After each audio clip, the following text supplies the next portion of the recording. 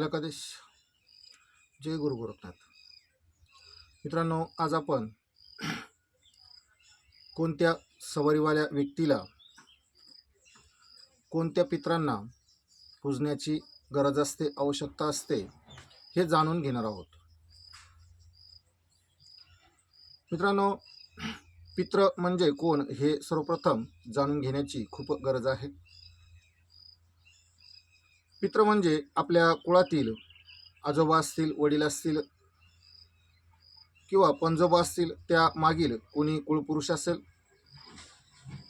जे आपल्या निर्धारित वयाने मरण पावले.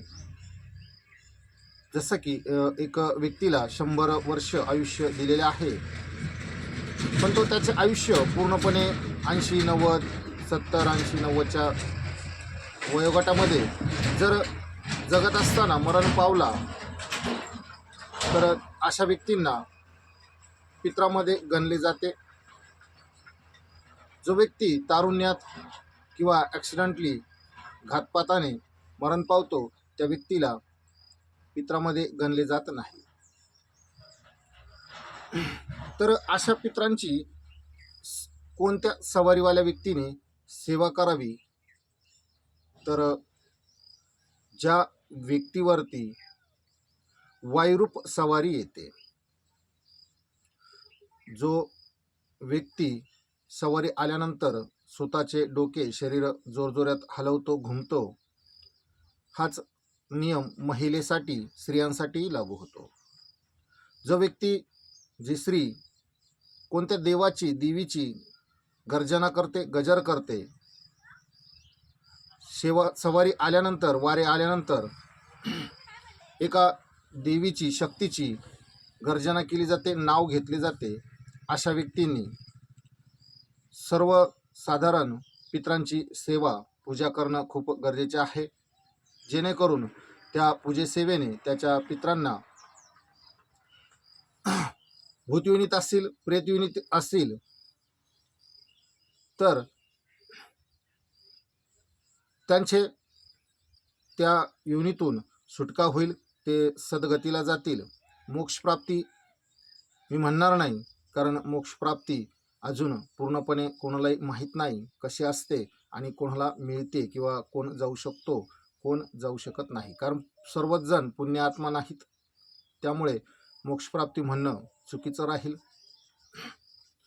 जर अशा पित्रांची की जे सुखाने, आनंदाने जीवन जगले, धर्मकर्माने आपले जीवन व्यतीत केले, अशा पित्रांपर्यंत तुमची सेवा नक्कीच पोहोचेल.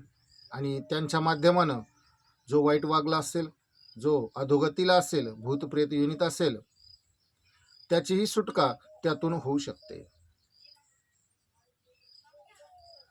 तर अशा पित्रांची सेवा सवारीवाल्याने, वाऱ्यावाल्याने करावी, म्हणजे त्याच्या जीवनात पुढील जे काही कार्य आहे, देवाची कृपा आहे, ती मिळायला सुरुवात होईल. दुसरे म्हणजे देवपितर, देवगण. मित्रांनो, देवगण, देवपित्र कुणाला म्हटले जाते?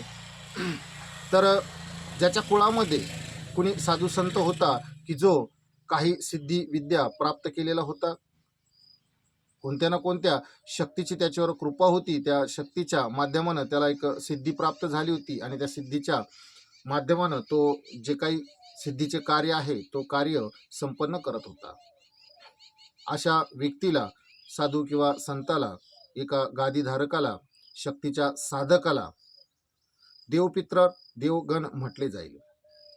ह्या देवगणांमध्ये, देवपित्रांमध्ये खूप सामर्थ्य असते आणि त्यांचे सामर्थ्य त्यांच्या मृत्यूनंतरही वाढतच जात असते. मग काही कालांतरानं, काही वेळेनं, पिढी दर पिढीनं ते पुन्हा परत आपल्या नातवावरती, परतोंडावरती पुन्हा सवारीच्या रूपात येत असतात. तर मित्रांनो, ह्या सवारीला घनरूप म्हटले जाते. हा व्यक्ती घुमत नाही, हा व्यक्ती स्वतःचे शरीर जोरजोरात हलवत नाही. याच्या शरीरामध्ये व्हायब्रेशन तयार होते, शरीर मागे पुढे हलते. याला स्वप्नरूपी काही चिन्ह चमत्कार पाहायला मिळतात, काही संकेत, मार्गदर्शन मिळत असते. अशा व्यक्तीला आत्मिक गुरुदीक्षेची गरज असते आणि वायुरूप सवारीला आध्यात्मिक दीक्षेची गरज असते. दीक्षा तर दोघंही कोणतीही घेऊ शकतात, पण आत्मिक दीक्षेनेच आत्मज्ञान प्रगट होते, आत्मिक कल्याण होते, हे महत्त्वाचे आहे. तर तुम्ही हे जाणून घेतलेच आहे, समजलेच आहे की कोणत्या पितरांची कोणत्या व्यक्तीने सेवा करावी. तर मित्रांनो, ह्या पद्धतीने जर तुमचा मार्ग अवलंबवला आणि जर सेवा तुम्ही सुरू केली तर नक्कीच यश तुमच्या हाती असेल. मी कदाचित म्हणत नाही होईल, होऊ शकते असे म्हणणार नाही, तर 100% होईलच असे म्हणतो. कारण मीही अनेक गुरु महाराजांच्या बैठकीत बसलेलो आहोत, अनेक साधू संतांची वाणी मी ऐकलेली आहे, स्वतःही अनुभवले आहे आणि इतरांनाही या गोष्टींचा मी अनुभव करून दिलेला आहे.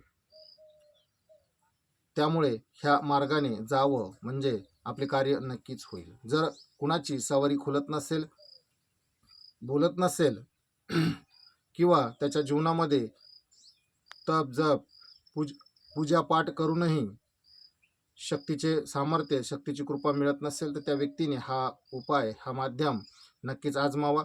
अलकादेश. जय गुरु गोरखनाथ.